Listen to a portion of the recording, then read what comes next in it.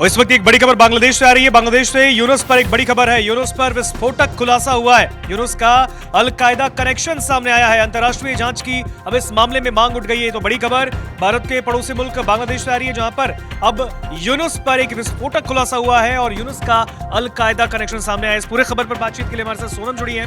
हम लगातार देख रहे हैं कि बांग्लादेश किस तरीके से हिंदुस्तान के खिलाफ अब जहर उगलने की कोशिश कर रहा है। वो बांग्लादेश जो एक वक्त हिंदुस्तान से दोस्ती के मूड में था, अब कहीं ना कहीं जब से वहां पर मोहम्मद यूनुस की सरकार बनी है, तब से भारत के खिलाफ बयानबाजी हो रही है। और इस बीच एक बड़ी खबर यह है कि अब वहां के जो सरकार चला रहे हैं मोहम्मद यूनुस, उनके ऊपर एक बड़ा गंभीर आरोप लगा है। उनका अलकायदा कनेक्शन निकला है। इस खबर पर बातचीत के लिए सोनम हमारे साथ जुड़ी है। सोनम, यूनुस पर अलकायदा कनेक्शन का गंभीर आरोप क्या कहता है?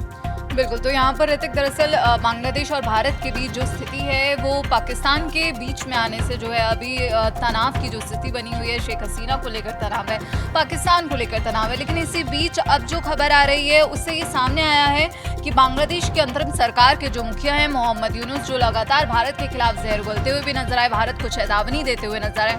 हालांकि भारत ने मुंह तोड़ जवाब दिया उनकी चेतावनी का, लेकिन इसी बीच अब मोहम्मद यूनुस को लेकर जो खबर है वो ये है कि मोहम्मद यूनुस के जो तार हैं वो दुर्दांत आतंकवादी संगठन टेररिस्ट ऑर्गेनाइजेशन अल-कायदा से जुड़ते हुए दिख रहे हैं। और उनकी जो माइक्रो फाइनेंस संस्था है ग्रामीण नेटवर्क, जो ओसामा बिन लादेन और अल-कायदा के बड़े फाइनेंसरों से जुड़ी रही है, ये जो खुलासा है ये दरअसल बांग्लादेश का एक अखबार है, उसने पश्चिमी खुफिया एजेंसी के हवाले से ये दावा किया है। और अब यहाँ पर लगातार जो है मोहम्मद यूनुस को लेकर ये खुलासे हो रहे हैं और इस रिपोर्ट में ये दावा किया गया है इस ग्रामीण नेटवर्क के अल-कायदा से संबंध है।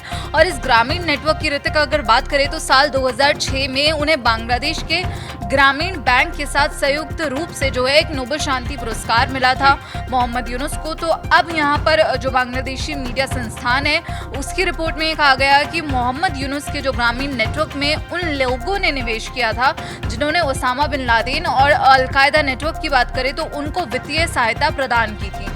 अब यहाँ पर रिपोर्ट में ये दावा किया जा रहा है कि वॉल स्ट्रीट जर्नल में जो प्रकाशित CIA के दस्तावेजों के हवाले से ये रिपोर्ट दी गई है।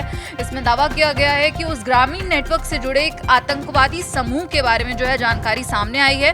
मार्च 2023 में वॉल स्ट्रीट जर्नल ने CIA की जानकारी के आधार पर ये चीजें जो है पब्लिश की हैं। और अब यहाँ पर ऋतिक इस लिस्ट में जो दरअसल उन लोगों के यहाँ पर नाम शामिल बताए जा रहे हैं जो जिन्होंने ओसामा बिन लादेन और अल-कायदा की जो फाइनेंशियल तौर पर यहाँ पर मदद की थी। और इस सूची में, इस लिस्ट में ये भी कहा जा रहा है कि जो सऊदी अरब के कारोबारी हैं मोहम्मद अब्दुल लतीफ जमील, उनका भी यहाँ पर लिस्ट में जो है नाम शामिल बताया जा रहा है। जमील, आपको बता दें, हम अपने दर्शकों को बता दें कि 9/11 के मास्टरमाइंड बिन लादेन के अल-कायदा को यहाँ पर ये आर्थिक मदद करता था। ऐसा हुआ, इसके बाद दरअसल अंतर्राष्ट्रीय जांच की भी मांग उठी और 2006 में बता दें कि ब्रिटिश सुप्रीम कोर्ट ने द वॉल स्ट्रीट जर्नल के पक्ष में फैसला देते हुए रिपोर्ट को ये जनहित में पब्लिश किया गया था। और ग्रामीण नेटवर्क पर अन्य संदेह भी इस रिपोर्ट में यहाँ पर दावा किया गया है कि ग्रामीण की कुछ जो वैश्विक संस्थाएं हैं उनको मुस्लिम ब्रदरहुड से जुड़े तत्वों के साथ यहाँ पर उनकी जो जानकारियां हैं वो सामने आई है। यहाँ तक कि ये भी कहा गया है कि कर्ज न चुका पाने वाले व्यक्तियों को अवैध अंग व्यापार में धकेला गया है। इस रिपोर्ट में ये भी कहा गया है।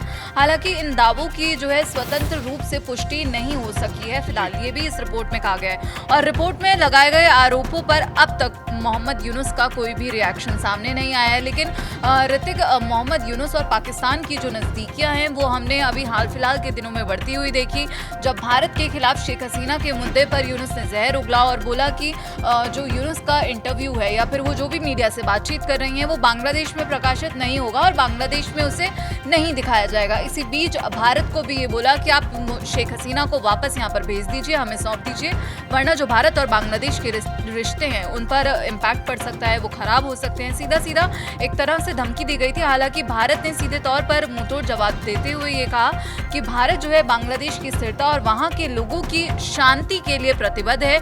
लेकिन हमने देखा कि बांग्लादेश और पाकिस्तानी जनरल बांग्लादेश जाते हैं और ये भी एक्सपर्ट्स का मानना है, जो डिफेंस एक्सपर्ट्स हैं, अंतर्राष्ट्रीय मुद्दों के एक्सपर्ट्स हैं, उनका ये मानना है कि बांग्लादेश की धरती से जो है पाकिस्तान भारत के खिलाफ कई साजिशें रच रहा है, जिसकी कई तस्वीरें भी आई थी जब जनरल पहुंचे और बांग्लादेश ने वो नक्शा गिफ्ट किया जिसमें भारत के कई हिस्सों को बांग्लादेश का हिस्सा बताया गया था। और ये बांग्लादेश और पाकिस्तान के बीच जो कई डिफेंस डील है, कई रक्षा समझौते भी हुए हैं। बिल्कुल बिल्कुल, देखिए जिस तरीके से अभी सोनम ने इस पूरे खबर पर अधिक जानकारी दी है, खबर यही आ रही है सामने निकलकर कि मोहम्मद यूनिस जो कि बांग्लादेश के इस वक्त के मुखिया बने हुए हैं, उनके तार अल कायदा से जुड़े हैं।